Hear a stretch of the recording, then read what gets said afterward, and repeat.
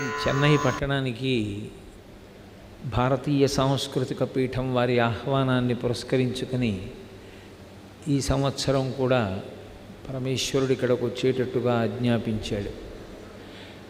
ఈ పరమ పవిత్రమైనటువంటి దక్షిణాయన పుణ్యకాలం నడుస్తుండగా మీ వంటి భాగవత జనులందరి మధ్యలో కూర్చుని ప్రదోష వేళలో సద్విషయం గురించి ముచ్చటించగలిగినటువంటి అదృష్టం లభించడం పరమేశ్వరుని యొక్క నిర్హేతుక కృపాకటాక్ష వీక్షణంగా భావన చేస్తున్నాను. కలియుగము సాధన, మనకి కృతయుగం, త్రేతాయుగం, ద్వాపరయుగం, కలియుగం అని 4 యుగాలు. ఒక్కొక్క యుగమునందు ఒక్కొక్క లక్షణము పొడసూపుతూ ఉంటుంది. ఏ యుగంలోనైనా తరించడానికి ప్రమాణం మాత్రం వేదమే. వైదికమైనటువంటి జీవితము మాత్రమే సాధనము. వైదికమైన జీవితము అని నేను అన్నప్పుడు అది కేవలముగా ఎవరో కొంతమందికి మాత్రమే చెందినది అని భావన చెయ్యకూడదు. వేదము భగవంతుని యొక్క ఊపిరి.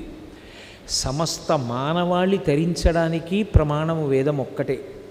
అటువంటి వేదాన్ని ప్రమాణంగా చేసుకొని జీవితాన్ని తీర్చిదిద్దుకోవడాన్ని వైదికము అని పిలుస్తారు. అంతేకాని వైదికము అన్న మాటకు అర్థం ఏదో ఒక్క బ్రాహ్మణులకు మాత్రమే సంబంధించినది అని పొరపాటు పడకూడదు.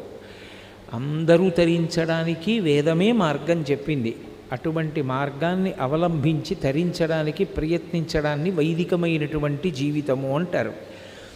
అటువంటి వేదమే అన్ని యుగములలోనూ ప్రమాణమై ఉంటుంది.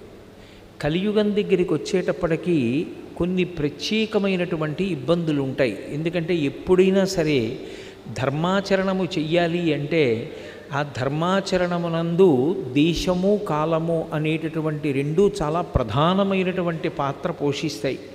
మనం ఎక్కడున్నాం, ఏ కాలంలో ఉన్నాం, ఈ రెండిటికి విశేష ప్రాధాన్యత ఉంటుంది. ఈ యుగం కలియుగం. కలిపురుషుడి యొక్క ఉత్పత్తే చాలా ఆశ్చర్యకరమైనటువంటిది. నేను దాని గురించి ఎంత తక్కువ ప్రస్తావన చేస్తే అంత మంచిది. క్రుద్ధుడు అనబడేటటువంటి వ్యక్తి తన తోడ పుట్టినటువంటి చెల్లెల్ని వివాహం చేసుకున్నాడు. ఆమె పేరు హింస. ఆ క్రుద్ధుడు హింస అనబడేటటువంటి అన్నా చెల్లెళ్ళు పెళ్లి చేసుకుంటే వాళ్ళకి కలిగినటువంటి కుమారుడు కలిపురుషుడు. అంటే ఎంత వేద విరుద్ధమైనటువంటి జీవితంలోంచి కలిపురుషుడు వచ్చాడు అన్నది అర్థమవుతూ ఉంటుంది. అందుకే కలిపురుషుని యొక్క లక్షణం ఏమి అంటే పాపభూయిష్టమైనటువంటి జీవన విధానము, వేద విరుద్ధమైనటువంటి జీవితము. అసలు ఏది ఈశ్వరుడు చెయ్యవద్దు అని నిషిద్ధ కర్మగా చెప్పాడో దాని యందు అనురక్తి పొందడం, ఏది భగవంతుడు చెయ్యమని విహిత కర్మగా చెప్పాడో దాని యందు అనురక్తి లేకపోవడం, ఇది కల్పించగలిగినటువంటి వాడు సమస్త పాపములకు కారణమైన వాడు ఎవరుంటాడో ఆయనకే కలిపురుషుడని పేరు.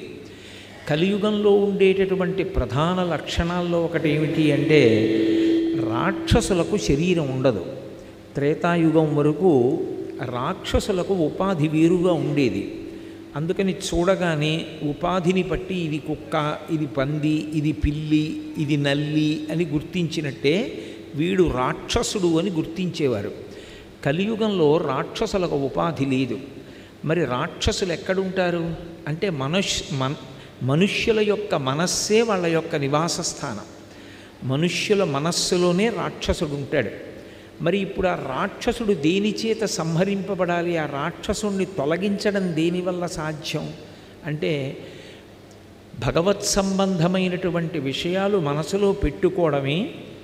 భగవద్భక్తి కలిగినటువంటి వాళ్ళు వేదము యొక్క ప్రమాణమును అంగీకరించి వైదికమైనటువంటి జీవన విధానాన్ని మనకి ఉపదేశం చేసేటటువంటి గురువుల యొక్క మాటలు హృదయంలో నింపుకుని ఉంచుకోవడమే ఆ రాక్షసుడు తొలగిపోవడానికి కారణమవుతుంది.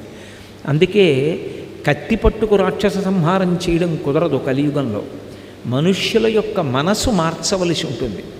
అందుకే మీరు గమనించండి, కలియుగంలో వచ్చినంతమంది గురువులు మీకు ఏ యుగంలోనూ ఇంతమంది కనపడరు.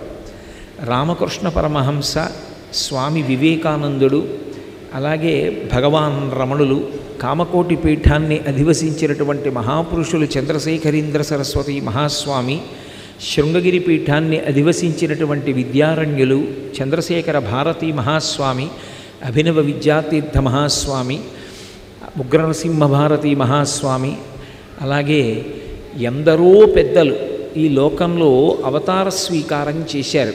చేసి కేవలముగా జ్ఞానబోధ చేసి మనుష్యుల యొక్క మనసులలో ఉండేటటువంటి రాక్షసత్వాన్ని పోగొట్టడం కోసమని ఇంతమంది గురువులు వచ్చి నిరంతరము బోధ చేస్తూ ఉంటారు.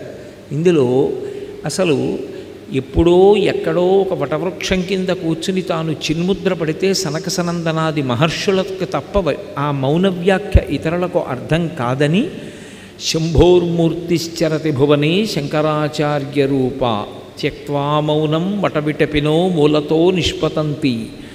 ఆ వటవృక్షం కింద కూర్చుని తాను చిన్ముద్ర పడితే కొంతమందికి మాత్రమే అర్థమవుతుందని తాను ఈ దేశమంతటా సంచారం చేసి వేదము యొక్క ధర్మాన్ని లోకానికంతటికీ ప్రచారం చేయడం కోసమని తాను సన్యాసాశ్రమ స్వీకారం చేస్తే ఒక చోట ఉండవలసిన అవసరం లేకుండా పాదచారి అయి భారతదేశమంతటా పర్యటించడానికి అవకాశం ఆశ్రమధర్మంగా దొరుకుతుందని తాను చిన్నతనంలో సన్యసించి భారతదేశమంతటా పాదచారి అయి పర్యటించి వేదము యొక్క ప్రమాణాన్ని, వేదాంతర్గతమైనటువంటి అద్వైత సిద్ధాంతాన్ని, భక్తితో కూడినటువంటి కర్మాచరణము యొక్క ప్రాధాన్యాన్ని, షణ్మత స్థాపనాచార్యులై పంచాయతన పూజా విధానాన్ని ప్రవేశపెట్టి ఎన్నో స్తోత్రములను మనకు అందించి కైలాసం నుంచి 5 శివలింగాలు తీసుకొచ్చి భారతదేశంలో ప్రతిష్ఠించి సౌందర్యలహరి వంటి స్తోత్రాన్ని అమ్మవారి దగ్గర నుండి తీసుకొచ్చి మనకు అనుగ్రహించి ఎన్నో దేవాలయాలకి కుంభాభిషేకాలు చేసి శ్రీచక్ర ప్రతిష్ఠ చేసి ప్రాతస్మరామి స్తోత్రం దగ్గర నుంచి ప్రస్థానత్రయమైనటువంటి భగవద్గీత, ఉపనిషత్తులు, బ్రహ్మసూత్రములకు వ్యాఖ్యానమిచ్చి భారతదేశాన్ని వైదికమైనటువంటి మార్గంలో ప్రయాణింపచేయడమే కాకుండా అవైదికమైనటువంటి వాదనలు మళ్ళీ ఈ దేశంలో ప్రబలకూడదని తూర్పున జగన్నాథులో గోవర్ధన పీఠము, పడమర ద్వారకలో కాళికాపీఠము, ఉత్తరమున బదరికాశ్రములో జ్యోతిపీఠము, దక్షిణమున శృంగగిరిలో శారదాపీఠం ఉంచి కామకోటి మఠాధిపతులై ఈ దేశాన్ని ఉద్ధరించినటువంటి మహాపురుషులు శంకర భగవత్పాదులు. అలా ఎందరో గురువులు అనుగ్రహిస్తూనే ఉన్నారు, వస్తూనే ఉన్నారు, జ్ఞానబోధ చేస్తూనే ఉన్నారు. దానికి కారణం కలియుగంలో మనుష్యుని యొక్క మనస్సులో ఆ రాక్షసులు కూర్చుని ఉండడం, మనుష్యుణ్ణి సంహరించడం సాధ్యం కాదు కాబట్టి ఆ రాక్షసుల్ని తొలగించేటటువంటి ప్రయత్నం చెయ్యడం. కలియుగం యొక్క ప్రభావం ఎలా ఉంటుంది, కలియుగంలో ఉండేటటువంటి లక్షణాలు ఎలా ఉంటాయి, ఈ విషయాల్ని మనకి ప్రధానంగా భాగవతం చెప్పింది. మహాభారతంలో ఆరణ్య పర్వంలో ధర్మరాజు గారిని కలుసుకొని అక్షహృదయాన్ని ఉపదేశం చేసేటటువంటి సమయంలో బృహదశ్వుడు అనబడేటటువంటి మహర్షి కలియుగ లక్షణాల్ని వివరించాడు. కలియుగం ఎలా ఉంటుంది అనేటటువంటి విషయాల్ని బోధ చేశాడు. ద్వాపరయుగం పూర్తయి కలియుగం ప్రారంభమైంది. పరీక్షిన్ మహారాజు గారు ధర్మరాజు గారి యొక్క మనవడు పట్టాభిషేకం చేసుకుని రాజ్యాన్ని పరిపాలన చేస్తున్నాడు. కురుజంగాల దేశము అనబడేటటువంటి ప్రాంతంలో కలిపురుషుడు ప్రవేశించాడు అని వార్త వచ్చింది. కలిపురుషుడు ప్రవేశిస్తే ధర్మము నశించిపోయి లోకమంతటా అధర్మము ప్రబలిపోతుంది.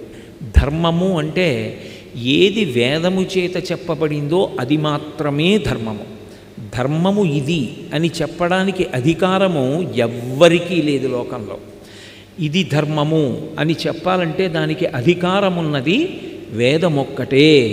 ఈ మధ్యకాలంలో ఆంధ్రదేశం అలాగే ఈ చెన్నై పట్టణంలోనూ ధర్మ విజయయాత్ర చేసి ఇక్కడ చాతుర్మాస్యం చేసినటువంటి శృంగగిరి పీఠాధిపతులు భారతీ తీర్థ మహాస్వామి వారు కూడా ధర్మ విజయయాత్ర అన్న పేరుతోటే యాత్ర చేసి ప్రతి చోట చెప్పిన మాట అదే.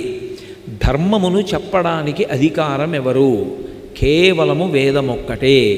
వేదమునకు వినా ధర్మము ఇది అని చెప్పేటటువంటి అధికారము ఎవ్వరికీ లేదు. ఆ ధర్మం ముందు తెలుసుకోవాలి. అందుకే శంకర భగవత్పాదులు అవతార పరిసమాప్తి చేస్తూ వేదో నిత్యమధీయతాం తదుదితం కర్మస్వనుష్ఠీయతాం అంటారు. ప్రతిరోజు వేదమంత్రాలు వినండి. వేదంలో ఏం చెప్పబడిందో దాన్నే అనుష్ఠానం చెయ్యండి. ఇప్పటిదాకా ఇక్కడ కూర్చొని పండితులు ఆ వేదమంత్రాలన్నింటినీ కూడా పఠించారు. అందులో భద్రం కర్ణీభి శృణుయామ దేవాః అంటూ మొదలుపెట్టారు. మా చెవులు మంచి మాటలు వినుగాక, మా కన్నులు మంచి విషయములను మాత్రమే చూడుగాక, మా శరీరమును ఆవహించినటువంటి దేవతలు మా చేత సత్కర్మలను చేయించెదరుగాక అని ఎప్పుడూ కూడా వేదము చేత చెప్పబడినటువంటిది ఏది ఉన్నదో తదుదితం కర్మస్వనుష్ఠీయతాం, వేదం ఎలా చెప్పిందో అలాగే కర్మ చెయ్యి. శంకర భగవత్పాదాచార్య స్వామి వారి యొక్క అవతార పరిసమాప్తిలో ఆయన ఈ దేశానికంతటికీ ఇచ్చినటువంటి సందేశం అదే. అటువంటి ధర్మము తెలుసుకోవడం ఒకెత్తు, అనుష్ఠాన పర్యంతంలోకి తెచ్చుకోవడం ఒకెత్తు. ధ్రియతేవా జనైరితి ధర్మం అంటుంది అమరకోశం. ఎవడు ధర్మాన్ని పట్టుకున్నాడో వాణ్ణి ధర్మం రక్షిస్తుంది. ధర్మో రక్షతి రక్షితః అంటే ధర్మాన్ని రక్షించడం అంటే ధర్మాన్ని అనుష్ఠానం చెయ్యడం, ధర్మాన్ని పాటించడం. అలా ఎవరు ధర్మాన్ని పాటిస్తారో వాళ్ళని ధర్మము రక్షిస్తుంది. కాబట్టి ఇప్పుడు ఆ ధర్మము లుప్తమైపోతుంది. కలిపురుషుడు ప్రవేశిస్తే తన పరిపాలనలో ధర్మము లుప్తము కావడానికి వీల్లేదు. శ్రీకృష్ణ పరమాత్మ యొక్క సహాయంతో నా తాతలైనటువంటి ధర్మరాజాదులు, పాండవులు 5 ఎంతో ధర్మాన్ని ఈ లోకంలో స్థాపించారు, నిర్వహించారు. నేను పరిపాలన చేస్తుండగా ధర్మము లుప్తము కాకూడదని పరీక్షణ్ మహారాజు గారు కురుజంగాల దేశంలో కలిపురుషుడు ప్రవేశించాడని తెలిసి ఈ భూమి మీద ఆయన ఊంచుకోకూడదని గబగబా వెళ్ళాడు. వెళ్ళేటప్పటికి కలిపురుషుడు ఇంకా అక్కడికి ప్రవేశించలేదు. పుట్టినటువంటి దూడ దక్కక లేదా దూడ పక్కన లేక దూడ కోసం ఆక్రోశిస్తున్నటువంటి ఆవు ఎలా ఉంటుందో అలా ఆక్రోశిస్తూ కందుల వెంట నీరు కారుస్తూ బక్క చిక్కిపోయి పరివేదనతో కూడినటువంటి హృదయంతో ఈ భూమాత గోరూపాన్ని ధరించి కనపడింది. భూమి నేను ఇది మొయ్యలేను అన్న మాట ఎప్పుడు అనదు, భూమికి బరువన్న మాట ఉండదు. కానీ భూమి ఒక్కొక్కప్పుడు శ్రీ మహావిష్ణువుని ఉద్దేశించి ప్రార్థన చేస్తుంది, నాకు బరువు ఎక్కువైపోయింది, నేను భరించలేనంటుంది. ఏది భరించలేదు భూమి అంటే, భూమి భరించలేనిది ఏది అంటే పాపభూయిష్టమైనటువంటి జీవన విధానాన్ని భరించదు. ఏది పాపము? వేద విరుద్ధమైన జీవనమే పాపము. అటువంటి జీవనం పెరిగిపోతుంటే రోజు రోజుకి భూమి భరించలేక గోరూపాన్ని పొందుతుంది. అందుకే మీరు ఎప్పుడైనా పౌరాణిక వాంగ్మయాన్ని పరిశీలించండి, భూమి బాధపడితే భూరూపంతోటో భూకాంత రూపంతోటో విష్ణువుతో మాట్లాడదు. స్థితికారుడైన విష్ణువుతో మాట్లాడేటప్పుడు గోరూపాన్ని ధరిస్తుంది. ఎందుకంటే గోరూపంతో ఆక్రోశిస్తే పరమాత్మ వెంటనే జోక్యం చేసుకుంటారు. ఆమె గోరూపాన్ని ధరించింది. ధర్మము వృషభ రూపాన్ని ధరించింది. అందుకే పరమశివుడు వృషభవాహనారూఢుడై వెడుతున్నాడు అంటాం. ఆయన వృషభవాహనారూఢుడై వెడుతున్నాడు అన్న మాటకు అర్థం 4 పాదములు కలిగినటువంటి ధర్మాన్ని అధిరోహించి పరమశివుడు తిరుగుతూ ఉంటాడు. ఆయన ధర్మపక్షపాతి. అందుకే రుద్రుడు అని ఆయనకు ఒక పేరు. రుత్యా ధర్మాన్ అవలోకయతి ప్రపయతివా అని. వేదముల చేత ధర్మాన్ని తెలియచేసి ఆ ధర్మమునందు మనకి అనురక్తి కలిగేటట్టుగా చేసేవాడెవరో ఆయనకి రుద్రుడని పేరు. ఆయన వాహనమే నందీశ్వరుడు. నందీశ్వరుడు వృషభము. వృషభము అంటే ధర్మము. అది 4 పాదములతో ఉంటుంది. అటువంటి ఎద్దు ఒక్క కాలుతోటే నడుస్తోంది, 3 కాళ్ళు లేవు. 3 కాళ్ళు లేనటువంటి ఎద్దు ధర్మానికి ప్రతీక. ఏడుస్తున్నటువంటి ఆవు భూమికి ప్రతీక. భూమికి ప్రతీక అని నేను అన్నప్పుడు ఏదో ప్రాతినిధ్యం వహించింది అని అర్థం చేసుకోకూడదు. భూమి గోరూపాన్ని ధరించింది, ధర్మము వృషభ రూపాన్ని ధరించింది. ధరించి ఆ భూదేవి ఏడుస్తూ కనపడింది. అప్పుడు ఆ వృషభం అడిగింది, అంటే ధర్మం అడిగింది, ఏమమ్మా ఏడుస్తున్నావు, ఎందుచేత బాధ కలిగింది తల్లి నీకు అని అడుగుతూ కొన్ని ప్రశ్నలు వేసింది. ఆ ప్రశ్నలు వేస్తూ అందులో అడిగింది, మఖములు లేమి ఇక మీద అమర్చులకు మఖభాగంబులు లేక మానునని కుందెదవో, పుత్రులను తల్లిదండ్రులు బ్రోవరనియో,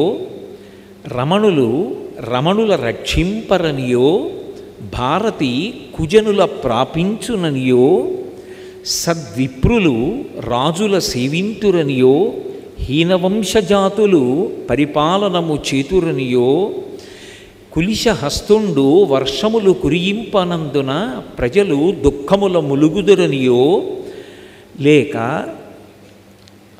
మనుజులు కేవలముగా అన్న పాన శయన ఆసనాది విషయములయందు అనురక్తులగుదురనియో అని అడుగుతుంది. అమ్మా, నీకు ఈ కారణములు ఏర్పడిపోతున్నాయి, ఇక రాబోతున్నాయని నువ్వు బాధపడుతున్నావా అని అడిగింది. ఆ వేసినటువంటి ప్రశ్నలు కొన్ని అడిగింది. ఏమిటా ప్రశ్నలు అంటే, అది అడిగినది ధర్మం. ధర్మరూపంలో ఉన్న ఎద్దు అడుగుతోంది. అయిపోయింది ద్వాపరయుగం, శ్రీకృష్ణ పరమాత్మ యొక్క అవతార పరిసమాప్తి జరిగిపోయింది. కాబట్టి కలియుగం ప్రవేశిస్తోంది. కలిపురుషుడు వచ్చేశాడు కురుజంగాల దేశంలోకి. ఇద్దరూ మాట్లాడుకుంటున్నారు, అక్కడే మాట్లాడుకుంటున్నారు ఆ కురుజంగాల దేశంలోని. అందుకని ఆయన అడిగాడు, ఇక మఖములు ఉండవు, మఖముల లేమి అమర్చులకు ఇక పైన మఖభాగంబులు లేక మానురనియో. లోకంలో యజ్ఞయాగాదులను విమర్శించేటటువంటి వాళ్ళు ఎక్కువైపోతారు. మఖము అంటే యజ్ఞము. మఖము చేయ వజ్రి మది సంతసించును, వజ్రి సంతసింప వానకురియు, వానకురిసి గసవు వసుమతిపై పెరుగు, గసవు మేసి ధేను గణము బ్రతుకు అని పోతన గారు భాగవతంలో. మనం యజ్ఞం చేస్తే దేవతలు ప్రీతి చెంది వర్షం కురిపిస్తారు. వర్షం పడితే భూమి మీద పాడి పంటలుంటాయి. ఇప్పుడే కదా వేదపఠనం చేస్తూ అన్నారు, శం ద్విపదే శం చతుష్పదే, 2 కాళ్ళున్నవాళ్ళు 4 కాళ్ళున్నవి అన్నీ సంతోషంగా ఉంటాయి. మళ్ళీ మనం సంతోషంగా ఉంటే మళ్ళీ పాడి పంటలు వచ్చినప్పుడు యజ్ఞం చేస్తాం. యజ్ఞంలో హవిస్సు దేవతలు తింటే మళ్ళీ వర్షం కురిపిస్తారు. ఇది ధర్మచక్రం. ఈ ధర్మచక్రం నడవాలి. కానీ అమ్మా, కలియుగం వచ్చేటప్పటికీ యజ్ఞయాగాది క్రతువులను విమర్శించేటటువంటి వాళ్ళు, యజ్ఞం ఎందుకు చెయ్యాలి, యాగం ఎందుకు చెయ్యాలనేటటువంటి వాళ్ళు, దానిని నిరసించేటటువంటి వాళ్ళు, తేలిక చేసి మాట్లాడేటటువంటి వాళ్ళు ఎక్కువవుతారు. ఎక్కువైన కారణం చేత యజ్ఞయాగాది క్రతువులు నడవవు. అసలు సనాతన ధర్మానికి ప్రాణమంతా ఎక్కడ ఉంది అంటే అగ్ని ఆరాధన యందు ఉంది. ఇప్పుడు ఆ బ్రాహ్మణ మండలి ఆశీర్వచనం చేస్తూ అగ్నిమీళే పురోహితం అని ప్రారంభంలో ఉన్నటువంటి ఋగ్వేద మంత్రంతో ప్రారంభం చేశారు. అసలు ప్రారంభ మంత్రమే వేదంలో అగ్నితో ఉంటుంది. అసలు సనాతన ధర్మంలో జీవితమంతా అగ్నితో ముడిపడిపోతుంది. అగ్నిని ఆరాధించి చిట్ట చివర ఇక శరీరం పడిపోయిన తరువాత కొడుకు ఈ శరీరాన్ని కూడా అగ్నిహోత్రంలోకే హవిస్సుగా ఇచ్చేస్తాడు. అటువంటి అగ్ని ఆరాధనము ఉండదు. ఉండకపోవడం చేత దేవతలకి ఏ విధమైనటువంటి హవిస్సు అందదు. హవిస్సు అందలేదు కాబట్టి దేవతలకి ఆకలిస్తుంది. వాళ్ళు కోపగిస్తారు. అమ్మా, రాబో కాలంలో యజ్ఞయాగాదులను విమర్శించేటటువంటి వాళ్ళు, యజ్ఞయాగాదులు చెయ్యవలసిన అవసరం లేదని చెప్పేవాళ్ళు ఎక్కువైపోతారు. అందుకని యజ్ఞయాగాదులు ఎక్కువ జరగవని బాధపడుతున్నావా తల్లి? దేవతలకు హవిస్సులు అందవని బాధపడుతున్నావా? అంతేకాదమ్మా, నువ్వు ఎందుకు బాధపడవలసి వస్తోందో నాకు అర్థమైంది. రమణులు రక్షింపరనియో. భార్యని భర్త రక్షించాలి, కానీ భర్త భార్యని రక్షించడు. ఎందుకు రక్షించడో బృహదశ్యుడు ధర్మరాజుతో చెప్తాడు ఆరణ్యపర్వంలో. మహాభారతంలో చెప్తూ ఒక మాట అంటాడు, అసలు సనాతన ధర్మమునందు ప్రాణం ఎక్కడుంది అంటే స్త్రీ పురుష సంబంధం ధర్మపత్ని పతి సంబంధంతో ఉంటుంది. ఒక స్త్రీని జీవితంలో చేపడితే ఆమె కామపత్ని కాదు, ఆమె ధర్మపత్ని. ఆమెకి సహధర్మచారిణి అని పేరు. ఇద్దరూ కలిసి జీవితంలో తరిస్తారు. ఆమె చిటికిన వేలు పట్టుకుని నడిచేది ఎందుకంటే యజ్ఞయాగాది క్రతువులు చేసి ఆమె యందు తన కామముంచుకొని ధర్మబద్ధమైనటువంటి అర్ధస్వరూపమైనటువంటి కొడుకుని కూతుర్ని కని పితృరుణం నుంచి విముక్తుడై తన తరువాత కూడా సంతతి కొనసాగేటట్టుగా తంతువుగా సంతానము కొనసాగాలని వివాహమునందు ఏ ప్రతిజ్ఞ చేశాడో ఆ ప్రతిజ్ఞ నెరవేర్చుకుని సుఖములు అనుభవించి వేదం అంగీకరించినటువంటి రీతిలో సుఖములను పొంది ఈ సుఖములు సుఖములా అన్న వైరాగ్యమును పొంది ఆ తరువాత వానప్రస్థాశ్రమానికి వెళ్ళి ఇంకా వైరాగ్యం ముదిరిపోతే అప్పుడు దాని యందు ఊంచుకోవడానికి భార్యని బిడ్డలకు అప్పజెప్పి సన్యాసాశ్రమ స్వీకారం చేస్తారు. కానీ అమ్మ, రాబో కాలాలు ఎలా తయారైపోతాయంటే పురుషుడికి స్త్రీకి ఉండేటటువంటి సంబంధము, ఆమె ఆయనకు ధర్మపత్ని, ఆయన ఆమెకు పతి, ఈ సంబంధం ఉండదు. ఆమె యందు ఆయనకు కామము, ఆమె స్వేచ్ఛా విహరిణి. అందుకని స్త్రీ పురుష సంబంధాలు అలా మారిపోతాయి. అలా అయిపోతాయని భర్త అన్న పేరుతో స్వీకరించిన భార్యని రక్షించాలి అనేటటువంటి వైదికమైనటువంటి ధర్మాన్ని పురుషులు ఆలోచించరని బెంగపెట్టుకున్నావా అమ్మ? పుత్రులను తల్లిదండ్రులు బ్రోవరనియో, కడుపున పుట్టినటువంటి బిడ్డల్ని తల్లిదండ్రులు తమ ప్రాణాలైనా ఇచ్చి సాకాలి. కానీ తమ సుఖాలకి పిల్లలు అడ్డొస్తారని పుట్టినటువంటి పిల్లల్ని పుట్టినట్టుగా తీసుకెళ్ళి విడిచిపెట్టేస్తే మృగములు తినేటటువంటి రోజులు వచ్చేస్తాయి. మనం చదవట్లా ఇప్పటికే వార్తాపత్రికల్లో? కాబట్టి కడుపున పుట్టినటువంటి బిడ్డల్ని సాకాలి మనం అనేటటువంటి ఉద్దేశ్యం ఉండదమ్మా. దేహసుఖము కొరకు కామం అనుభవించడానికి వాళ్ళు ప్రతిబంధకమవుతారని ఆలోచించేటటువంటి రోజులు వచ్చేస్తాయి. కాబట్టి తల్లిదండ్రులు బిడ్డల్ని చూడరు, బిడ్డలు తల్లిదండ్రులను చూడరు. అలాగే భారతి కుజనుల ప్రాపించుననియో, భా అంటే కాంతి, భారతి అంటే సరస్వతీదేవి, ఆమె కుజనులను ప్రాపిస్తుంది. అంటే కుజనుడు అన్న మాటకు అర్థం ఏమిటంటే సరస్వతీ కటాక్షమున్నటువంటి వాడికి ఉండవలసినటువంటి మొదటి లక్షణం వినయం. నాకేం తెలుసు, ఏమీ తెలియని వాడు ఉన్నాడు అనుకోండి, గొడవే లేదు. కొంత తెలుసుకున్నాడు, చదువుకున్నాడు, వాడికి ఏం తెలియాలి మొట్టమొదట? అబ్బో నాకు తెలిసిన్నది ఏ పాటి, ఎన్నున్నాయి నేను చదవవలసినవి, ఎన్నున్నాయి నేను నేర్చుకోవలసినవి, ఎన్ని శాస్త్రాలు ఉన్నాయి, నాకేమొచ్చు, సముద్రంలో ఒక నీటి బిందువు అని తనకి ఎన్నో తెలియదన్న విషయం తెలుసుకోవడం విద్య. అందుచేత ఏమవుతుంది? వినయం ఏర్పడుతుంది.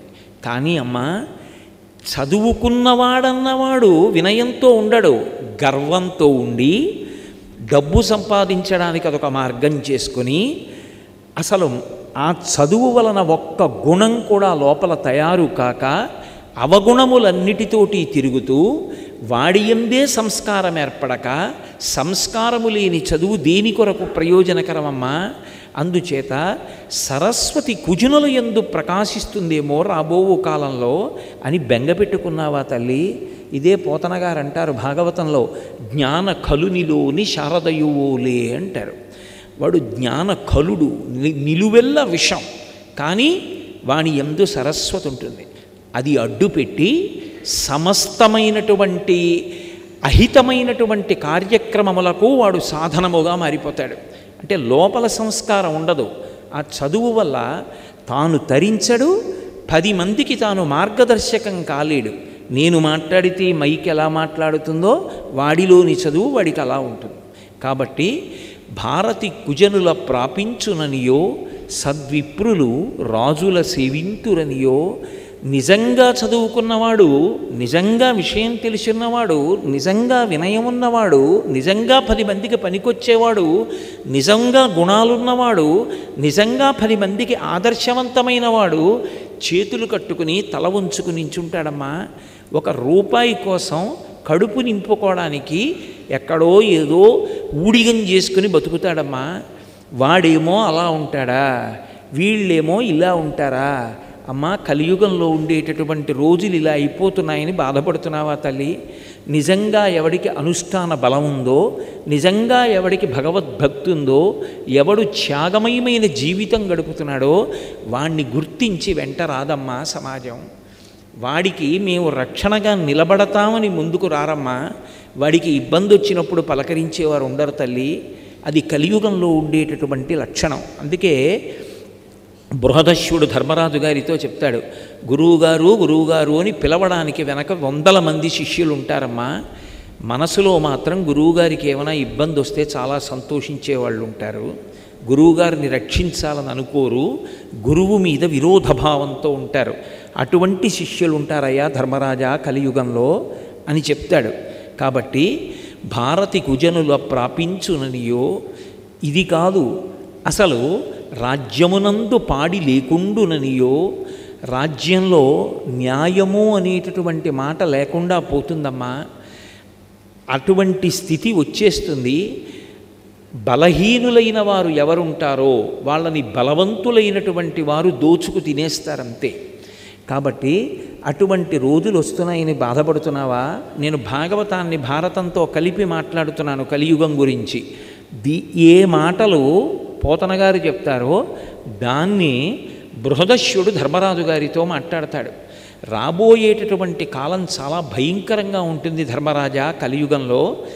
డబ్బు ఏ మార్గంలో సంపాదించాడు అన్నదాన్ని ఎవ్వరూ చూడరు, డబ్బు ఎంత సంపాదించాడన్నది మాత్రమే ప్రధానం. డబ్బున్నవాడు అన్ని గౌరవాలు వాళ్ళకి దక్కుతాయి. వాడు ఎలా డబ్బు సంపాదించాడో లోకం విచారణ చెయ్యదు. వాడు ఎలా డబ్బు సంపాదించాడన్న దానితో సంబంధం లేదు. అసలు లోకానికంతటికి మర్యాద నేర్పవలసినటువంటి వాళ్ళు కూడా చేతులు కట్టుకుని నిస్సిగ్గుగా వాళ్ళు ఇచ్చే డబ్బు తీసుకుని ఊడిగం చేసి వాళ్ళ వెంట తిరుగుతారమ్మా. అటువంటి రోజులు కలియుగంలో వస్తాయి అని బృహదశ్యుడు ధర్మరాజుతో చెప్తాడు. అదే మాట ధర్మస్వరూపమైనటువంటి వృషభము భూస్వరూపాన్ని పొందినటువంటి గోవుతో ఉంటుంది. ఇవన్నీ చూసి అసహ్యించుకున్నటువంటి దేవతల యొక్క నాయకుడైన ఇంద్రుడు కులిశహస్తుండు వర్షములు కురింపకుండుట చేసి ప్రజలు దుఃఖముల ములిగెదరనియో, ఇంద్రుడు కోపగించి వర్షం కురిపించకపోతే లోకం అంతా కూడా అల్లల్లాడిపోయి విపరీతమైనటువంటి కష్టాలు పొందుతుంది. ఈ మాట భాగవతంలో చెప్తే బృహదశ్వుడు ధర్మరాజు గారితో మాట్లాడుతూ ఒక మాట అంటాడు. ఎంత కరువు ఏర్పడిపోతుందంటే ఒంట్లో బలం ఉన్నవాడు బలహీనుడన్నవాడిని కొట్టి తినేస్తాడు. ఇక మిగిలిన వాళ్ళు అరణ్యాల్లోకి పారిపోతారు. గ్రామాలు తగ్గిపోతాయి, అరణ్యాలు పెద్దవైపోతాయి. మెల్లిమెల్లిగా గ్రామాలు పట్టణాలు అరణ్యాలుగా మారిపోతాయి. మారిపోవడంలో ఏమైపోతుందంటే క్రూర మృగాలు యథేచ్ఛగా తిరగడం మొదలు పెడతాయి. ఆయుర్దాయమా నశించిపోవడం ప్రారంభమైపోతుంది. పురుషుడు బాగా బ్రతికాడు, దీర్ఘాయుష్మంతుడయ్యాడు అంటే 16 సంవత్సరములు. ఆడవారికి బిడ్డలు ఎప్పుడు పుడతారు అంటే 8వ ఏట సంతానాన్ని కనేస్తారు. అంటే అంత భయంకరమైనటువంటి రోజులు ఏర్పడతాయి. తృతీయ పురుషార్థమైనటువంటి కామమునందు చిన్న పిల్లలు చదువుకునేటటువంటి బాలురు కూడా అనురక్తమవుతారు. అనురక్తమై స్త్రీల యందు విశేషమైనటువంటి కామంతో ప్రవర్తిస్తారు. అటువంటి తృతీయ పురుషార్థానికి పెద్దపీట వేసేటటువంటి రోజులు ఎక్కువైపోతాయి. అర్థము కానీ కామము కానీ ధర్మముతో ముడిపడదు. ఇవి రెండూ విశృంఖలత్వాన్ని పొందుతాయి. ఇవి విశృంఖలత్వాన్ని పొందిన కారణం చేత అసలు పాపము అనేటటువంటి మాట ఎక్కడా హద్దు లేనటువంటి స్థితిని పొందేస్తుంది. ఇలా పొంది ప్రవర్తనమైనటువంటి కారణం చేత ఒకానొక స్థితికి వెళ్ళేటప్పటికీ అసలు లోకంలో ధర్మం అనేటటువంటిది పూర్తిగా లుప్తమైపోతుంది. లుప్తమైపోయి నిస్సిగ్గుగా తండ్రి చెప్పుకోకూడనటువంటి మాటలను సంతోషంగా చెప్పుకుంటాడు. నేను నా కొడుక్కి పెళ్లి చేశాను, నా కోడల్ని తెచ్చుకున్నాను అన్న తండ్రి ఉండడు. పరమ సంతోషంగా నా కొడుకు ఇష్టం వచ్చిన పిల్లని తెచ్చుకున్నాడు, వివాహం చేసుకుని విజయం సాధించాడు అని తండ్రి చెప్తాడు. అటువంటి రోజులు వస్తాయమ్మా. ధర్మం అనేటటువంటి మాటకి ఎక్కడా కూడా స్థానం ఉండదు. క్రమముగా ధర్మమంతా కూడా లుప్తమైపోతుంది. బెంగపెట్టుకోకండి, ఇంకా అంత స్థితి ఏం రాలేదు. ఇంకా ధర్మాత్ములు ఉన్నారు, వర్షాలు పడుతున్నాయి, ఇంకా వేదం యొక్క ప్రమాణం నిలబడింది. ఆ స్థితి అంత దారుణంగా ఏర్పడలేదు. కానీ కలి యొక్క ప్రభావం అంటే ఏమిటో ఇప్పటికే మనం కొద్ది కొద్దిగా రుచి చూస్తున్నాం రోజు రోజుకి. అన్నిటినీ మించి ఆయుర్దాయం తగ్గిపోతూ ఉన్నటువంటి కారణం చేత, తేజో క్షయమైపోతున్నటువంటి కారణం చేత ప్రజలకి చదువు మీద అనురక్తి ఉండదు. ఎక్కువగా శాస్త్రాన్ని చదువుదామని కానీ మనసుని మంచి భావాలతో నింపేటటువంటి విషయాల్ని కానీ చదవడం తగ్గిపోతుంది. ఎప్పుడైతే చదువు తగ్గిపోయిందో సంస్కార బలం తగ్గిపోతుంది. సంస్కారము తగ్గిపోతే మోహము పెరిగిపోతుంది. మోహము పెరిగిపోతే లోభము పెరిగిపోతుంది. లోభము పెరిగిపోతే కామము పెరిగిపోతుంది. కామము పెరిగిపోతే క్రోధము పెరిగిపోతుంది. క్రోధము పెరిగిపోతే పగ పెరిగిపోతుంది. పగ పెరిగిపోతే కలహాలు పెరిగిపోతాయి. కలహాలలో మనుష్యులు పశువులైపోతారు. అయిపోయి ఒకరినొకరు పొడుచుకుని చచ్చిపోతారు. సమూహాలు సమూహాలుగా పడిపోతారు. ఇంతటి భయంకరమైనటువంటి స్థితి ఏర్పడుతుంది. కాబట్టి అమ్మ, అటువంటి రోజులు రాబోతున్నాయని కలియుగంలో ఉండేటటువంటి మనుషులకు అన్న పాన నిద్ర మైథున ఆసనాదులందు ఆసక్తులగుదరని బెంగపడితివేమో తల్లి. అసలు జనులకు ఉండేటటువంటి లక్ష్యాలు ఇంకా 5 మిగులుతాయి. అన్న, ఏదో ఒకటి తినడం, బతకాలి కాబట్టి. దానికి ధార్మికంగా సంపాదించామా, మనం శాస్త్రాన్ని పాటించి తింటున్నామా, ఇవేం అక్కర్లేదు. అన్న పాన, శరీరానికి మత్తెక్కించేటటువంటివన్నీ సేవిస్తూ ఉండడం. ఆ మత్తులో అసలు ఆ ఒళ్ళు తెలియని స్థితిలో అనేకమైన పాపకర్మలు చేస్తూ ఉండడం. కాబట్టి అన్న పాన నిద్ర, ఎప్పుడూ నిద్రపోతూ ఉండడం తప్ప అసలు ఉత్సాహంతో సోమరిపోతుతనం లేకుండా ఉండి చదువుకోవడం అన్నది ఉండదు. ఆ జడత్వం పెరిగిపోతుంది. కాబట్టి నిద్ర, మైథున, నేను దాన్ని వివరించవలసిన అవసరం ఉండదు. దానికి ఏ విధమైనటువంటి ధర్మంతో సంబంధం లేదు. అది కేవలముగా సుఖముల యందు ఒక సుఖముగా, ఏ విధమైనటువంటి అనుబంధాలతోటి వైదిక సంబంధాలతోటి ప్రమేయం లేకుండా అనుభవించి రమించడం. మైథున ఆసనాది ఎంత బాగా కూర్చోవడానికి అవకాశం ఉంటుంది. ఆను కూర్చోవచ్చా, వంగి కూర్చోవచ్చా అని ఎన్ని రకాలుగా ఆసనం మీద కూర్చుని సుఖపడచ్చో అన్ని రకములైనటువంటి ఆసన సుఖాలు పెరిగిపోతాయి. లోకంలో ఈ 5టి యందు ప్రజలు అనురక్తులవుతారు.